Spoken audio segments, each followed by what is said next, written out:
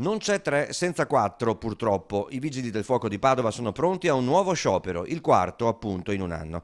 Ci sono in funzione mezzi che hanno più di 20 anni, una situazione disastrosa secondo l'USB, che mai aveva pregiudicato così gravemente il soccorso ed è parte di una più ampia avvertenza iniziata 6 anni fa, nella quale si rivendicava, ieri come oggi, la sottrazione di personale da Padova al nuovo distaccamento di Abano Terme, mai rimpiazzato.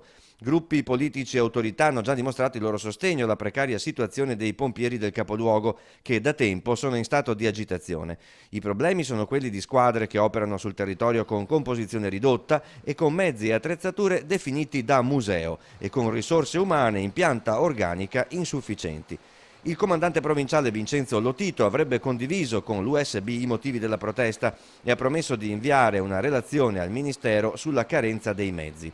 Il sindacato di base nei prossimi giorni proclamerà una nuova giornata di sciopero e una ulteriore richiesta di intervento alla Regione Veneto a farsi portavoce della situazione.